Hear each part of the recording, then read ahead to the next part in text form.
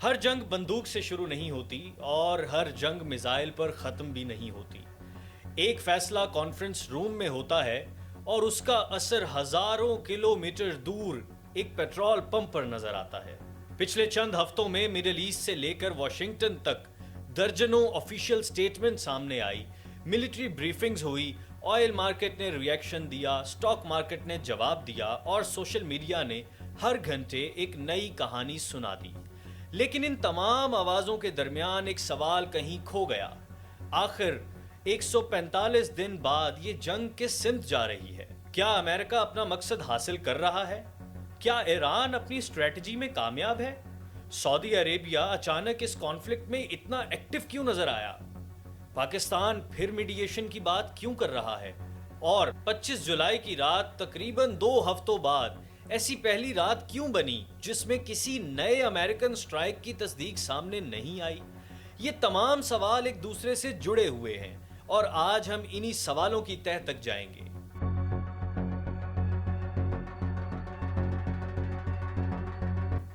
السلام علیکم ناظرین، شرجیل ہاشمی کے ساتھ آپ دیکھ رہے ہیں پروگرام بیہائنڈ دا ہیڈ لائنز کا ایپیسوڈ 4۔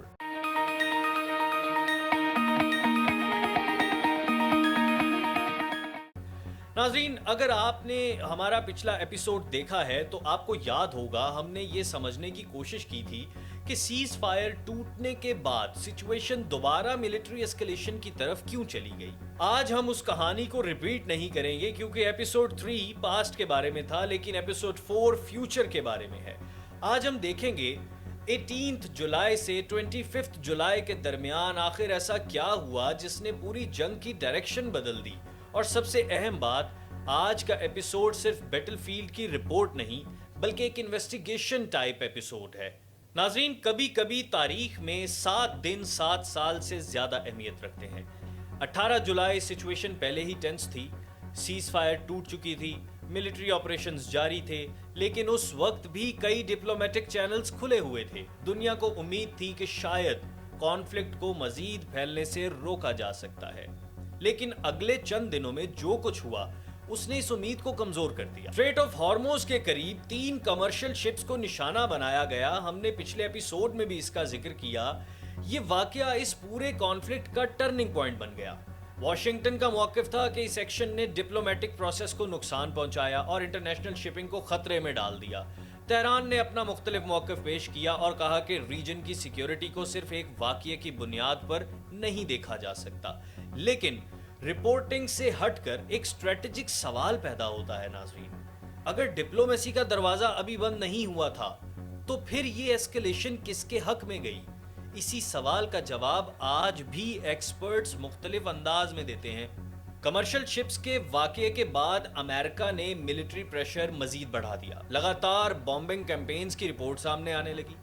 1 2 3 نہیں بلکہ تقریباً 13 مسلسل راتوں تک امریکن سٹرائکس کی رپورٹس آتی رہی، اور پھر 25 جولائی کی صبح پہلی بار ایسی رات سامنے آئی جس میں کسی نئی امریکن سٹرائک کی تصدیق نہیں ہوئی۔ لیکن یہاں احتیاط ضروری ہے کیونکہ نہ امریکہ نے جنگ کے ختم ہونے کا اعلان کیا، نہ ایران نے، اور نہ ہی کسی میڈییٹر نے یہ کہا کہ پرماننٹ سیز فائر قریب ہے۔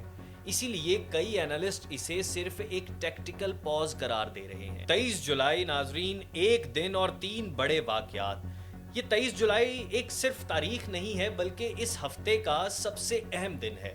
اسی دن 3 مختلف فرنٹ پر 3 الگ ڈیولپمنٹ سامنے آئی۔ سب سے پہلی تو آئل، شاید ہم نے پچھلے ایپیسوڈ میں بھی اس کا ذکر کیا تھا۔ Brent crude intraday trading کے دوران $100 پر بیرل کی سطح تک پہنچ گیا۔ یہ صرف مارکیٹ کا نمبر نہیں تھا، یہ انویسٹرز کا ری ایکشن تھا، اس بات کا ری ایکشن کہ اگر کانفلکٹ مزید بڑھتا ہے تو دنیا کی انرجی سپلائی متاثر ہو سکتی ہے۔ دوسری ڈیولپمنٹ، واشنگٹن۔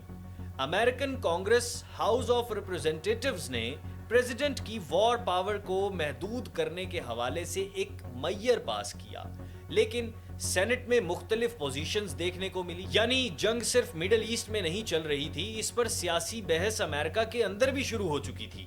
اور تیسری ڈیولپمنٹ ناظرین، مڈل ایسٹ، سعودی عربیہ۔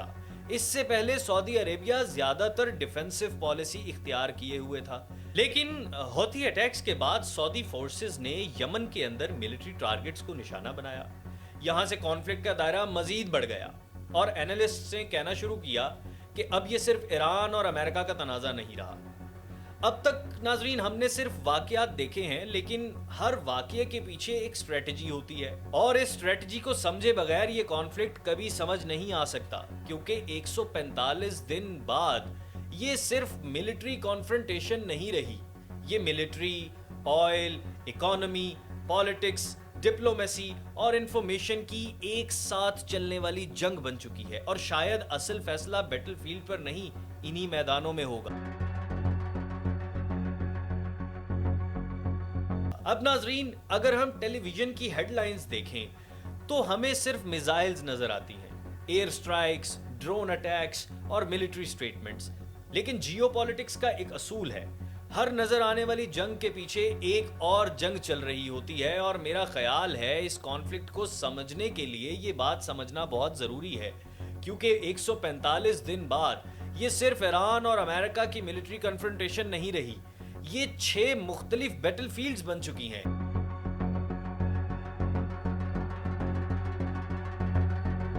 اور اگر ہم صرف پہلی بیٹل فیلڈ دیکھیں تو باقی 5 ہماری نظروں سے اوجھل رہیں گی. Battle field number 1 military. Military battle field وہ ہے جو سب سے زیادہ نظر آتی ہے، یہی میزائلز چلتے ہیں، یہی بامبنگ ہوتی ہے، یہی کیجویلٹی نمبرز آتے ہیں. لیکن ملٹری کا مقصد صرف تباہی مچانا نہیں ہوتا، کبھی کبھی ملٹری ایکشنز ڈپلومیسی کو پریشر دینے کے لیے بھی ہوتے ہیں. اسی لیے ہر سٹرائک کا مطلب ہر دفعہ صرف ملٹری نہیں ہوتا، کبھی وہ پولیٹیکل میسج ہوتا ہے، کبھی ڈپلومیٹک سگنل ہوتا ہے، اور کبھی ڈومیسٹک آڈینس کے لیے بھی ہوتا ہے. اب بیٹل فیلڈ نمبر 2 دیکھتے ہیں، آئل. ناظرین یہ شاید پوری جنگ کا سب سے پاورفل ویپن ہے. میزائل ایک سٹی کو متاثر کرتی ہے، لیکن آئل پوری دنیا کو. 23 آف جولائی برنٹ کروڈ $100 پر بیرل سے اوپر چلا گیا. یہ صرف ٹریڈرز کا ریئیکشن نہیں تھا، یہ ایک سگنل تھا، سگنل اس بات کا کہ مارکیٹ کو ڈر ہے، اور مارکیٹ ڈر کو بہت جلدی پرائس کر دیتی ہے. یہاں ایک بات سمجھیے، جب آئل مہنگا ہوتا ہے تو صرف پیٹرول مہنگا نہیں ہوتا ناظرین، فریٹ مہنگا ہوتا ہے، فیکٹریز کا را مٹیریل مہنگا ہوتا ہے، بجلی مہنگی ہوتی ہے، ٹرانسپورٹ مہنگا ہوتا ہے، اور آخر میں ہر چیز کی قیمت بڑھ جاتی ہے. یعنی کبھی کبھی میڈل ایسٹ میں چلنے والی ایک میزائل لاہور کے گروسری سٹور تک بھی پہنچ جاتی ہے. اب ناظرین ایک سوال ہے کہ آئل اتنا اہم کیوں ہے؟ ہم نے اسٹریٹ آف ہارموز کی اسٹریٹجک امپورٹنس ڈسکس کی تھی. آج صرف ایک بات یاد رکھیے، دنیا کا بہت بڑا حصہ اسی روٹ سے انرجی حاصل کرتا ہے، آلموسٹ 20%. اسی لیے ہر ٹینکر، ہر انشورنس پالیسی، ہر شپنگ کمپنی اور ہر آئل ٹریڈر آج ہارموز کو صرف میپ پر نہیں دیکھ رہا بلکہ اپنے بیلنس شیٹ پر بھی دیکھ رہا ہے. اب ناظرین دیکھیے بیٹل فیلڈ نمبر 3 کیا ہے، شپنگ. یہ بیٹل فیلڈ اکثر ٹی وی پر نظر نہیں آتی، لیکن سب سے پہلے ریئیکٹ شپنگ انڈسٹری کرتی ہے. جب کانفلکٹ بڑھتا ہے تو انشورنس پریمیم بڑھتے ہیں، رسک الاؤنس بڑھتا ہے، شپس آلٹرنیٹ روٹس ڈھونڈنا شروع کر دیتی ہیں، اور ہر آلٹرنیٹ روٹ سفر لمبا کرتا ہے. سفر لمبا ہوتا ہے تو فیول زیادہ لگتا ہے، فیول زیادہ لگتا ہے تو کاسٹ بڑھتی ہے، اور جب کاسٹ بڑھتی ہے تو اس کا بل آخر میں کنزیومر دیتا ہے. یعنی اگر آپ نے کوئی امپورٹڈ موبائل فون خریدا یا امپورٹڈ میڈیسن خریدی یا امپورٹڈ مشینری، تو ممکن ہے اس کی قیمت میں اس کانفلکٹ کا بھی حصہ شامل ہو، which is very important point. سب سے ڈینجرس بیٹل فیلڈ کی طرف آتے ہیں. یہ سب سے ڈینجرس ہے انفارمیشن وار. میں اس کو انفارمیشن وار کہوں گا. ہر طرف videos, photos, breaking news, exclusive footage, اور ہر دوسری پوسٹ کے نیچے لکھا ہوتا ہے بریکنگ نیوز. لیکن کیا ہر وائرل ویڈیو سچ ہوتی ہے؟ جواب ہے نہیں. اسی ہفتے اے آئی جنریٹڈ امیجز بھی سرکولیٹ ہوتی رہی. پرانی ویڈیوز کو نئے واقعات کے ساتھ جوڑ کر شیئر کیا گیا، اور کچھ انٹرنیشنل اکاؤنٹس نے یوکرین اور سوڈان کی فوٹیج کو میڈل ایسٹ بتا کر شیئر کر دیا. یہاں تک کہ ایک اے آئی جنریٹڈ امیج نے انٹرنیشنل لیول پر بھی کنفیوژن پیدا کی. اسی لیے اس جنگ میں صرف میزائلز نہیں چل رہے ناظرین، انفارمیشن بھی چل رہی ہے، اور کبھی کبھی جھوٹی انفارمیشن اصل میزائل سے زیادہ نقصان کر دیتی ہے. ناظرین ایک اور انٹرسٹنگ انفارمیشن ہے کانٹراڈکٹری کلیمز کے نام سے. مثال کے طور پر سینٹکام کچھ اور کہتا ہے، ایرانین اسٹیٹ میڈیا کچھ اور کہتی ہے، پینٹاگون کی بریفنگ الگ ہے، انٹرنیشنل میڈیا کی رپورٹنگ الگ ہے۔ اب سوال یہ ہے ہم کس کی بات مانیں؟ جرنلزم کا جواب بہت سیدھا ہے، کسی ایک کی نہیں، سب کی سنیے، تصدیق کیجئے، پھر نتیجہ نکالیے۔ اسی لیے بیہائنڈ دا ہیڈ لائنز میں ہم کوشش کرتے ہیں کہ ہر طرف کا آفیشیل پوزیشن آپ تک پہنچایا جائے اور پھر انالیسس کو فیکٹ سے الگ رکھا جائے۔ اچھا، اب آتے ہیں battle field number 5 per, which is politics. اب یہ جنگ ناظرین واشنگٹن میں بھی لڑی جا رہی ہے۔ ہاؤس آف ریپرزینٹیٹیوز وار پاورز پر سوال اٹھاتا ہے، سینٹ کا رویہ مختلف نظر آ رہا ہے، یعنی ملٹری اسٹریٹجی ڈومیسٹک پالیٹکس سے الگ نہیں ہے۔ ہر ڈیسیجن الیکشن، پبلک اوپینین اور پولیٹیکل پریشر سے بھی متاثر ہوتا ہے۔ اسی لیے کبھی کبھی ایک پریزیڈنٹ کا ڈیسیجن بیٹل فیلڈ سے پہلے پارلیمنٹ میں چینج ہو جاتا ہے۔ اب ناظرین بیٹل فیلڈ نمبر 6 پر آتے ہیں، وچ از ڈپلومیسی۔ یہ ناظرین وہ بیٹل فیلڈ ہے جہاں کوئی میزائل نہیں چلتا، لیکن اسی بیٹل فیلڈ پر جنگ رک بھی سکتی ہے اور دوبارہ شروع بھی ہو سکتی ہے۔ اچھا، اسی ہفتے ناظرین پاکستان کے حوالے سے میڈیشن کی رپورٹ سامنے آئی، چائنا کا نام بھی اس کانٹیکسٹ میں لیا گیا، لیکن ابھی تک کسی طرف سے ایسی کوئی ویریفیکیشن، تصدیق سامنے نہیں آئی جس سے یہ کہا جا سکے کہ بریک تھرو ہو چکا ہے۔ فی الحال یہ ڈپلومیٹک ایفرٹس امید ضرور پیدا کرتی ہیں لیکن گارنٹی نہیں دیتی۔ اب تک ناظرین ہم نے یہ دیکھا کہ یہ جنگ صرف ملٹری نہیں بلکہ oil, economy, politics, shipping, information اور ڈپلومیسی کی بھی جنگ ہے، لیکن ان تمام بیٹل فیلڈز کے درمیان ایک جگہ ایسی ہے جس کا نام پچھلے چند ہفتوں سے بار بار لیا جا رہا ہے۔ نہ وہ کیپٹل سٹی ہے، نہ ملٹری بیس، نہ نیول پورٹ، بلکہ ایک پہاڑ۔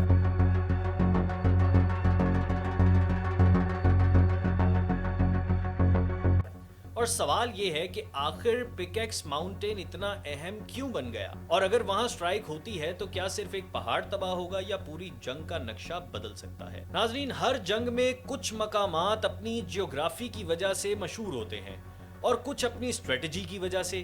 پچھلے چند ہفتوں میں ایک نام بار بار سامنے آیا، پکیکس ماؤنٹین۔ نہ یہ تہران ہے، نہ ہارموز، نہ کوئی نیول بیس، پھر بھی اس کانفلکٹ کی بہت سی ڈسکشن اس پہاڑ کے گرد گھوم رہی ہیں۔ رپورٹس کے مطابق اس علاقے کے نیچے ایران کی کچھ اہم انڈر گراؤنڈ نیوکلیر فیسلٹیز موجود ہیں۔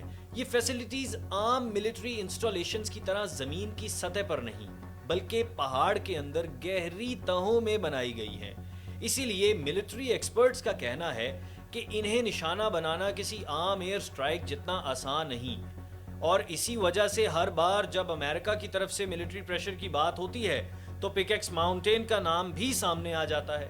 یہاں ایک ضروری بات، کچھ اینالسٹ کے ریسرچ کے مطابق اس فیسلٹی پر کسی کنفرم سٹرائک کی تصدیق سامنے نہیں آئی، یعنی اسے فیکٹ کے طور پر نہیں بلکہ ایک ان ریزالوڈ فلیش پوائنٹ کے طور پر دیکھنا چاہیے۔ اب سوال یہ ہے کہ اگر کل واقعی پکیکس ماؤنٹین کو ٹارگٹ کیا جاتا ہے تو کیا ہوگا؟ ملٹری ایکسپرٹس کے نزدیک اس کا جواب صرف ایک ملٹری آپریشن نہیں بلکہ ایک اسٹریٹجک ایسکلیشن ہوگا، کیونکہ نیوکلیر انفراسٹرکچر پر حملہ ہر کانفلکٹ کا سب سے سینسٹیو موڈ ہوتا ہے، اور اسی لیے ابھی تک ہر طرف سے سٹیٹمنٹس تو ضرور آئی لیکن پریکٹیکل ایکشن کی تصدیق نہیں ہوئی۔ اب بات صرف ایران اور امریکہ کی نہیں ہے۔ اگر آپ میپ دیکھیں تو ایک اور انٹرسٹنگ بات سامنے آتی ہے۔ جنگ دو ملکوں کے درمیان ہے لیکن اسے دیکھ پوری دنیا رہی ہے اور ہر ملک اپنا حساب لگا رہا ہے۔ چائنا کی اکانومی انرجی امپورٹس پر بہت زیادہ ڈیپینڈ کرتی ہے، اسی لیے بیجنگ کی سب سے بڑی پرائیورٹی ملٹری وکٹری نہیں، اسٹیبلٹی ہے۔ اسی وجہ سے چائنیز سٹیٹمنٹس کا لہجہ مختلف رہتا ہے، وہ اکثر ڈی ایسکلیشن، ڈائیلاگ اور ڈپلومیٹک سولوشن کی بات کرتا ہے، اور اسی دوران پاکستان اور چائنا کی حمایت سے میڈیشن کی رپورٹس بھی سامنے آئی۔ لیکن کچھ اینالسٹ نے بڑے احتیاط کے ساتھ اس بات کو نوٹ کیا ہے، فی الحال اس میڈیشن کے نتائج کی کوئی آفیشیل تصدیق موجود نہیں ہے۔ رشیا کا رویہ بھی دلچسپ ہے ناظرین، ایک طرف وہ امریکہ کی پالیسیز پر تنقید کرتا ہے اور دوسری طرف سیدھی ملٹری انٹرونشن سے بچ رہا ہے۔ یہ اسٹریٹجی نئی نہیں، رشیا اس کانفلکٹ کو بھی ڈپلومیٹک اور جیو پولیٹیکل لیوریج کی نظر سے دیکھ رہا ہے۔ اب آپ سوچ رہے ہوں گے کہ ایران اور یو ایس کی وار میں چائنا اور رشیا کا ذکر بھی ہو گیا۔ ابھی اور سنیے، یورپ यूरोपियन कैपिटल्स में सबसे ज्यादा फिक्र किस बात की है? ऑयल, एनर्जी और इकोनॉमिक स्टेबिलिटी। क्योंकि अगर मिडिल ईस्ट का क्राइसिस लंबा चलता है तो सबसे पहला झटका यूरोपियन मार्केट्स को भी लग सकता है। इसीलिए यूरोपियन यूनियन की स्टेटमेंट्स में भी सीज फायर और डायलॉग का लफ्ज बार बार नजर आता है। अब पाकिस्तान की बात करें नाजरीन, तो पिछले एपिसोड में हमने मीडिएशन की बुनियादी कोशिशों का जिक्र किया था। इस हफ्ते भी पाकिस्तान का नाम दोबारा डिप्लोमेसी के हवाले से सामने आया। लेकिन यहाँ एक सवाल पैदा होता है, पाकिस्तान ही क्यों? चाइना क्यों नहीं? यूरोप क्यों नहीं? जवाब शायद जियोग्राफी में छुपा है। पाकिस्तान ईरान का हमसाया भी है और गल्फ के बहुत से मुल्कों के साथ करीबी ताल्लुकात भी रखता है। इसलिए अगर कोई मुल्क दोनों तरफ बात कर सकता है तो पाकिस्तान उन चंद मुल्कों में से एक है। लेकिन डिप्लोमेसी की कामयाबी सिर्फ मीडिएटर पर डिपेंड नहीं करती, उसके लिए दोनों तरफ की सियासी इरादे भी जरूरी होते हैं और फिलहाल ये सबसे बड़ा चैलेंज नजर आता है। लेकिन नाजरीन, इसी हफ्ते की सबसे बड़ी स्ट्रेटेजिक तब्दीली मेरे नजदीक सऊदी अरेबिया का रोल था। पहले सऊदी अरेबिया कॉन्फ्लिक्ट्स को डिस्टेंस से देख रहा था, लेकिन हौथी अटैक के बाद सऊदी मिलिट्री रिस्पॉन्स ने इस कॉन्फ्लिक्ट का दायरा मजीद बड़ा कर दिया। और जब गल्फ की सबसे बड़ी ऑयल पावर सीधा मिलिट्री एक्शन करे तो दुनिया उसे सिर्फ रीजनल इंसिडेंट के तौर पर नहीं देखती, बल्कि एनर्जी सिक्योरिटी के पर्सपेक्टिव से भी देखना शुरू कर देती है। इसीलिए 23 और 24 जुलाई की डेवलपमेंट्स इस पूरे मामले की सबसे इंपॉर्टेंट डेवलपमेंट्स में शामिल हैं नाजरीन। 145 दिन पहले ये कॉन्फ्लिक्ट सिर्फ ईरान और अमेरिका के दरमियान था। आज सऊदी अरेबिया भी एक्टिव है, चाइना दिख रहा है, रशिया हिसाब लगा रहा है, यूरोप परेशान है, पाकिस्तान मीडिएशन की बात कर रहा है और दुनिया ऑयल मार्केट को देख रही है। लेकिन इस पूरी जंग का एक और पहलू है जो शायद सबसे ज्यादा खामोश है। ना उसमें मिसाइल्स चलती हैं, ना टैंक्स, ना फाइटर जेट्स, लेकिन वहीं पर लोगों की सोच बदली जाती है। Information war. और शायद आज की दुनिया में यही सबसे ताकतवर बैटलफील्ड बन चुकी है। अब नाजरीन, ये हम पर डिपेंड करता है कि हमने किस इंफॉर्मेशन को किस नजरिए से देखना है। ऑब्वियसली इंटरनेट है, सोशल मीडिया है, सोर्सेज भी होंगे, इंफॉर्मेशन भी आएगी, एआई का दौर है, एआई जनरेटेड सिनेरियोज भी सामने आएंगे। लेकिन मेरी कोशिश ये है कि इन सब चीज़ों के होने के बावजूद मेरे व्यूवर्स के जहन में एक ही बात होनी चाहिए कि चलो बिहाइंड द हेडलाइंस का एपिसोड देख के ये समझा जाए कि असल में हो क्या रहा है। हमने अपने एक एपिसोड में नाजरीन ये भी जिक्र किया था कि क्या वाकई दुनिया एक बड़ी रीजनल वॉर की तरफ बढ़ रही है। सोशल मीडिया पर ये बहुत सारे क्लेम्स हम देख रहे हैं पोस्ट के ऊपर कि तीसरी जंग अजीम शुरू हो रही है। इन सारी चीज़ों को देखना एक अलग बात है और इन पर बिलीव करना अलग बात है। इसीलिए मैंने अभी कहा कि इंफॉर्मेशन वॉर सबसे खतरनाक बैटलफील्ड है और पब्लिक का पर्सपेक्टिव जो है वो इंफॉर्मेशन के थ्रू ही चेंज होता है। इसीलिए नाजरीन, हम हमेशा इस कोशिश में लगे रहेंगे कि आप तक असल behind the headlines, more over behind the information resources, आप तक सही सिनेरियो पहुंचाया जा सके। लीजिए नाजरीन, आज के लिए इजाज़त चाहूँगा। अगर आपको लगता है कि ऐसे ही रिसर्च बेस्ड करंट अफेयर्स और इन डेप्थ एनालिसिस की ज़रूरत है तो DNN न्यूज़ को सब्सक्राइब करना ना भूलिएगा। मुझे इजाज़त दीजिए, आपसे मुलाकात होगी बिहाइंड द हेडलाइंस के अगले एपिसोड में। तब तक अपना बहुत ख्याल रखिए। अल्लाह हाफिज़।